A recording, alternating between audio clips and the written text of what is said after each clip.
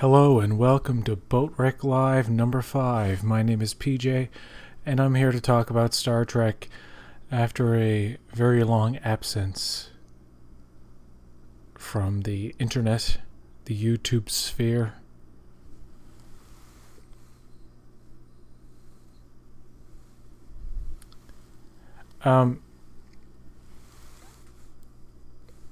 This is a live broadcast, and I'm having trouble figuring out if this is actually live or not. Okay, I confirmed it. I just listened to it on my phone via another account. I can hear myself, so therefore I am live. I've had some trouble with this broadcasting system since YouTube abandoned their whole Google Hangouts thing, which was like very user-friendly, very easy to use. But this is OBS Studio 24.0.3, 64-bit Windows, whatever that means. I can't even remember how I came to know about OBS Studio, and I had used it before in tests, but this is the actual first official public live stream that I haven't just canceled and deleted. I will keep this up. I have a lot to say about Star Trek. First off, I'm going to start with Star Trek 4. Not the one about the whales, but the one that's apparently going to be the fourth Kelvin timeline film. Like, we really need that right now. Whilst the internet is clamoring and just screaming, Pike, Pike, Pike, Pike, give me a Pike show, give me a Pike movie, Pike, Pike, Pike, and now Picard. It's Pike and Picard. If any of the fans who have been frustrated with Trek lately, if there's any glimmer of hope, it was Anson Mount's Captain Pike in season 2 of Star Trek Discovery. And that seems to be, in my perspective, what fans want the absolute most. Next in line after, Lower Decks or this Nickelodeon show that they're coming up with. Give the fans a Pike series. And there could be many different factors that may be holding that up, or could be many reasons why we haven't really heard any news on that. But in terms of the film side of things, they're continuing with the Kelvin universe. I personally think this is never going to happen. I've never foreseen anything beyond. Star Trek Beyond was the that'll do pig of Kelvin timeline movies. Like, yes, okay, that was decent. That was more reminiscent of an original series episode. Yes, I like that. That's enough. Okay, we don't need any more. We can quit now. But Bad Robot and their, they still want to make it. I just don't get that. Anyway, in 2020, things will be completely different. Everything is going to get worked out, I think. I don't think we'll see a Section 31 show like they're planning. They announced recently that they're developing a writer's room for that series. And I think things are going to fall apart. I don't know. I can't see this Section 31 series happening. I just don't understand why it would be something that anyone would watch, like an obscure covert ops sci-fi series. I think it will just turn out to be very generic. And you know what? I love Michelle Yeoh. Oh, she's great. From Crouching Tiger, Hidden Dragon to Crazy Rich Asians. She's just like good. She's good in everything. She plays Emperor Giorgio like, I don't know, Eartha Kitt in Batman. It's just way too snaky. It's just way too slithery and cartoony. It's kind of all over the place. I do enjoy some aspects of evil Giorgio, but I liked her character much more as a captain, the Prime Universe counterpart.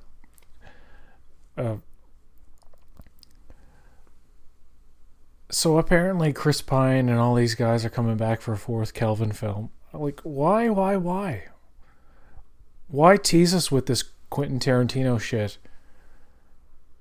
And then just be like, hey, guess what, guys? Guess what, fans? You want another Star Trek movie? Well, how about a fourth Kelvin film? And granted, there are people out there who are like, yay, fourth Kelvin film. That's excellent. There's obviously fans of those movies. I'm a fan of the first and the third. I think Into Darkness is an abomination. It is an extremely irritating movie. Benedict Cumberbatch,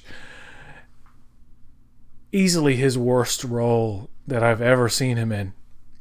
It's just god awful. When he gives that whole speech about, the missiles and Marcus and blah, blah, blah, blah. It's like nails on a chalkboard. I don't think I've ever actually heard what he said in that scene, because it's just like, this isn't Khan. This is a cheap imitation of a brilliant Star Trek movie with, granted, very great action and probably the best visual effects of any Star Trek movie, but come on. You're trying to just do this loose pseudo remake of Wrath of Khan. It's fucking pathetic. And then when Spock screams Khan, it is just the biggest kick in the balls as a fan that you could ever get. And I remember the first time I saw this movie with someone, a friend, she loved it. She wasn't a Trek fan. She's like, that was a great movie. I was like, yeah, no, it wasn't. However, I did see it a second time with another friend, knowing everything that was happening. And I went into it with the mindset of, this is a fun, dumb, generic yet visually intriguing, I guess, reimagining of a Star Trek universe, an Elseworlds kind of thing. And yeah, you can enjoy it on some kind of basic level, but it's Star Trek Into Darkness is the prime example of how the people who have taken over Trek in the past 10 years really don't get it. They don't understand what it's all about. They don't understand the intellectual undertones, and the idea is very corporate. It's, let's make it like Star Wars. And I hate to bring Star Wars into it, but goddamn, that's exactly what the mentality is. It's just trying to open Star Trek up to such a broad audience that the narrative is spread thin, and that is so apparent in Discovery. The characters in Discovery I absolutely love. I will defend Michael Burnham all day long. Defend her. People say she's a Mary Sue. Well, you know what? If you write a character who is extremely intelligent and through her whole entire life has strived to be the best at everything, then it kind of makes sense that that's how she is in the show. That's not a Mary Sue. That's somebody who, a creative mind designed to be the smartest person in the room at any given time. And yeah, I know, it's annoying sometimes. Michael Burnham is annoying. Michael Burnham is unlikable. But there's a character arc there that I think a lot of people overlook, especially in season 2, as nonsensical as that plot with the Red Angel and her mother and transporting how this Red Angel suit is the most advanced thing ever, and the whole Section 31 / fake Borg origin thing that they did. It's just so messy and so irritating in some ways. However, it's one of these shows that if you kind of watch passively and just view and take canon out of your head and just turn off your brain kind of thing, it is enjoyable on a visceral level. But it's It's not the intellectual thing or the the original Trek and even Next Generation and so on and so forth up in before 2009. They all had a moral. They all had a lesson to be learned, or there was some glimmer of hope or optimism in pretty much any part of it. You can certainly look at episodes of Deep Space Nine and even some of TNG, like Chain of Command. I remember as a kid, Chain of Command was a very dark, depressing episode, and I was very shocked by it. And actually became like one of my favorite episodes later on. And then I read George Orwell's 1984, and I was like, oh, that's what this episode was inspired by, with the I see four lights thing and all that. But for the most part, throughout the years, it's been optimistic. And then Discovery comes in, and there are certainly more optimistic things in season 2, but season 1 is really dreary and really depressing. And one of the contributors to that depression was the fact that the producers Alex Kurtzman, Akiva Goldsman, and everybody, they just touted the old line that this is canon, it's not a reboot, it's all going to connect, it's all going to make sense, never acknowledging the fact that no, this is actually a reboot that adheres to the basic story of the Prime timeline, but doesn't necessarily take everything to heart. Like, for example, The Trouble with Edward is a short trek that is actually my favorite short trek because it's a dumb screwball comedy thing, but people are very offended by it because it changes the origin of the Tribble. Because in the short trek they say that they originally breed very slowly, when in fact Dr. Phlox says in Enterprise that way back before that they actually breed very fast. And even the animated series gets into Tribble lore and actually does a better job at exploring it than that short trek does. But the way I view and look at Discovery and New Trek now is, even if they say it's in the Prime timeline, even if they say it's in the Kelvin Prime timeline, visually I'm not buying it, because they've reimagined the Klingons completely. They've reimagined the Tellarites, which irritates me because it's like some people looked at the Tellarites in the original series in Enterprise and said, oh, they're the pig aliens, so let's make them like boars from fucking like the severed head from Lord of the Flies kind of thing, right? No, that's not what they are. They're not pig people. They happen to have snouts, but you've made them into pig people, and it's very cartoony, and especially in that short trek with Harry Mudd and the Tellarite. The Tellarite's very cartoony, and it's like, wow, you slept with my sister. You have my family cuddle. It's just, verisimilitude is lost, my friends. It's this less believable Star Trek, even though the older Star Trek was technically less sophisticated. Visually, this new stuff is just, it's beautiful to look at. I mean, if you just glance at it every now and again, it's like, wow, that looks cool. What movie is this? And somebody has to tell you, well, it's not a movie, it's a TV show. Much like The Mandalorian looks like a modest budget Star Wars movie. It's in the widescreen. A lot of these shows now are in the widescreen, because in the future, aspect ratio won't mean shit. We're just going to be watching everything on some kind of projector on our wall, and we can resize it, and TVs will be a thing of the past in 20 years, or some kind of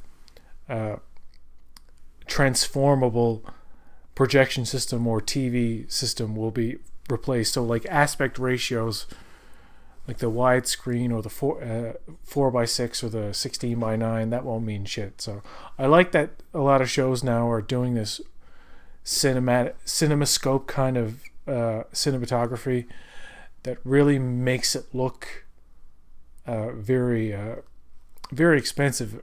I don't know what it is about the widescreen that makes something look that much better.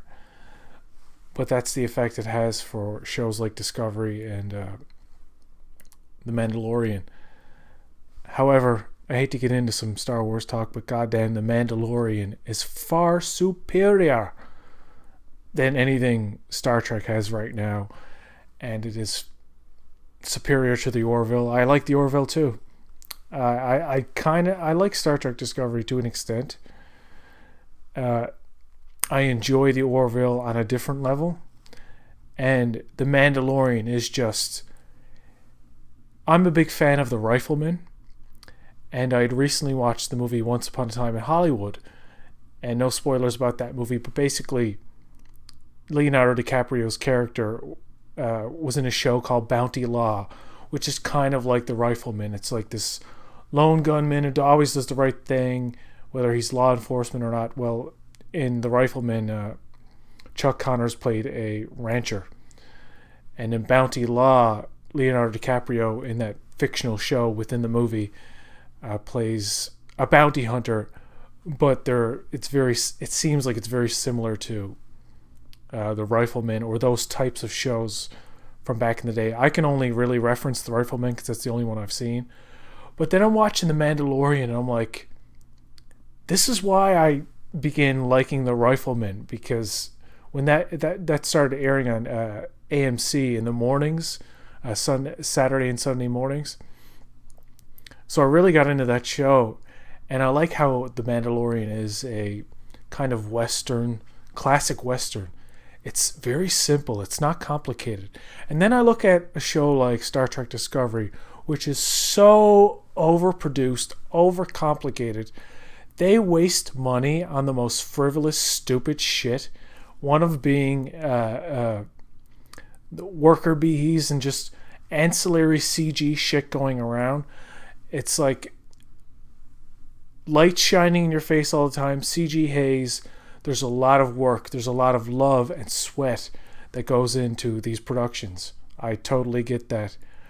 But it all starts from the top. And I just wish someone like Jon Favreau or Dave Filoni were just as much Star Trek fans as they were Star Wars fans, and were doing a show for the Trek fans that wasn't overly complicated, that wasn't trying to trick you all the time with plot twists. One of the most irritating things about Star Trek Discovery Season 2 was that, by God, how many times did they tease the arrival of Spock? But no, it's not Spock. It's this. No, it's not Spock. It's Amanda Grayson. Oh, like that became very tiresome. But thank God, there was Ethan Peck as Spock and Anson Mount as Pike. I think Tilly's character took a step backwards. I liked her much more in season 1. I like Burnham more in season 2.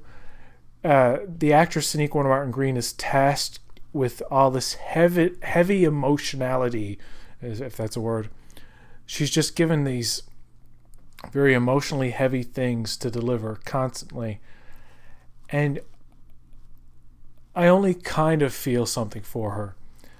You know what? I was moved by Arium more than most of the main characters in that show, in that one episode, Project Daedalus, directed by Jonathan Frakes. And in fact, I think the 3 best episodes of Star Trek Discovery, episode 10 of the first season, the Mirror Universe episode, Despite Yourself, the season 2 episode New Eden, and the season 2 episode 9 episode Project Daedalus, because he knows how to handle that world. He knows how to handle Kurtzman's mandate of kinetic camera movements. Just keep the shot busy all the time, and they're so afraid to keep the camera still. And what Jonathan Frakes does when he directs an episode of Discovery is that he finds this like perfect balance between the style that the producers want and his very keen TV directing style, very much a cinematic director as well. I love First Contact. I think it's his best movie. Insurrection, not so much. I've not really seen anything else by him outside of Star Trek. But I think he should be directing a lot more than he has. So that's why I predict that even if Picard, when it comes out, is not that great, then at least you know that the second and third episode, which he is directing, is probably going to be at least good. But I've got a lot of hope for Picard. But goddamn, do they not understand continuity in canon? They just kind of look at old Trek at a glance, it seems. And nobody's really as invested as the fans are. That's the problem. That you hear about the fandom menace in terms of Star Wars and shit. But there's also this Star Trek dark fandom, or mirror fandom, I would say. The Star Trek mirror fandom, where everybody's like, this isn't right. It violates canon. The tribbles, and the holodeck, and the mirror, and holograms, and you know, I can accept a lot of changes in technology within a show that goes backward in the Star Trek timeline, like 10 years before TOS. You can introduce technology that I've never seen on TOS, and as long as it's reasonable, I'm fine. I don't even care about the holograms. In fact, I think holograms would have been passé. That they would have been like this kind of thing that people are like, I'm sick of looking at somebody stand in front of me as a hologram while I talk to them. I mean, I think people way in the future are still going to be just... I don't even think they'd want to talk to each other on a screen. I think people are still going to be sending mostly text messages or letters via, you know, subspace transmission to other people, rather than these things that we see in modern sci-fi where everybody's recording on a hologram. Everything's holograms. The screens are holograms. Everything's that obsession with, for one thing, who the fuck wants to work on a holographic transparent screen that you have all this busy stuff going on behind the screen? You can see through the screen. How are you going to concentrate on exactly what's on the screen if you're seeing all the shit behind it? And another thing in Star Trek Discovery Season 1, what's with this fucking breath print? It's a really stupid plot device where Michael Burnham steals Tilly's breath on a cloth to spray into a breathalyzer thing that gives you access to the spores that are growing in Discovery. And it's so beyond stupid. And it's one of these things that nobody else seems to notice how stupid it is. When today in 2019 we have these phones that can recognize you 5 ways of fucking Sunday. Yet on a ship, some fucking rookie's going to come on there, some ex-prisoner. She's a prisoner like 2 days ago. And she's just going to wander in because she fooled the breath print thing. Like, really? The cameras can't see who she is. They can't physically detect her, like, her biosignature? No, really? No. So there's a lot of things that in Discovery that take away from the believability, especially in Season 2 with Michael Burnham's mother and the Red Angel and all this shit, where she transported the people to Terra Elysium in the Beta Quadrant. Like, how did she move the church intact with all those people? That's never explained. She can revive people from the dead with a beam from her chest, like a fucking Care Bear. Love the actors. Actually, really like the characters. I love the actor from The Wire who plays Burnham's mother.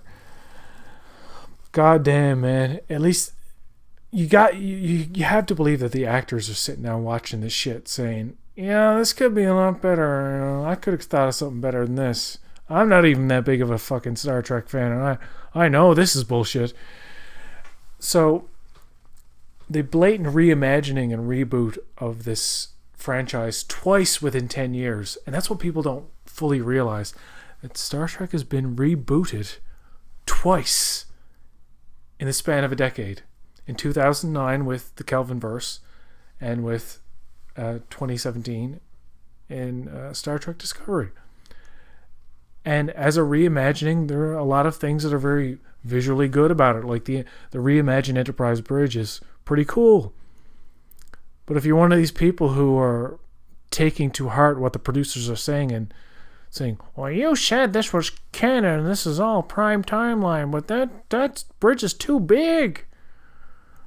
Well, here's where you have to abandon faith in whatever the producers are saying. The production designer of Star Trek Discovery, Tamara Deverell, made it a point to say that she really wished she could design the Enterprise bridge, purposely trying to fool us into thinking, or fool me. She fooled me. I was like, oh, well, the Enterprise bridge is not in season 2. She admitted that she didn't get a chance to design it. Why would she go out of her way to lie like that or fuck with us as fans? She's not crazy, is she? Well, I don't know what she was doing, but yeah, that's what she did. She lied, and so that would be a surprise. Little fucking irritations like that. It's like I feel like they don't know what they're doing, but I have hope and I give it a chance. I really want to see what Discovery Season 3 is going to hold. When that season ended, Season 2, I was like, man, if they go to another dimension, another time at the end of this, I'm going to fucking boycott the show. That's it. I'm going to be done with it. And of course, I thought it was the best decision they could make, because in the end, they really didn't know how to deal with canon in that time period. They were in way over their heads as writers. So say if they go to the 900, whatever, 30 years, whatever it is, 950 years into the future, they leave themselves open to more creative choices, more freedom. And that's going to be the true test. If season 3 of Discovery is guaranteed, it's going to be visually just awe-inspiring in some parts. I'm still going to like the characters probably, but I just hope they give each one of those characters something interesting to do, and not hammer this point home about this is who the character is. Okay, Quarky's really awkward and silly and blah blah blah blah blah, and they gave her more to do in the later part of season 2 that was really quite valuable, and that's where her character started getting good.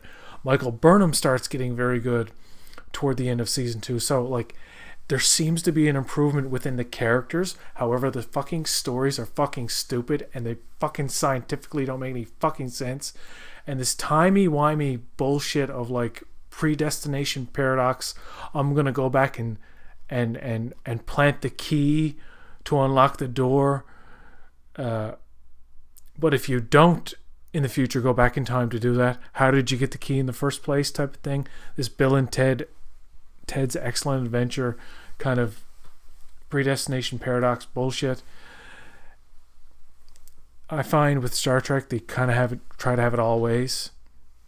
It's like you can go back and change something, and then if things work out roughly how they should, then boom, 200 years from now it's exactly the same. When really the butterfly effect, it doesn't quite work like that. If you change pretty much anything to any degree, or accidentally even kill one person in some kind of battle or something like that, or I don't know, you're going to really find that maybe things are going to be a lot different in the future.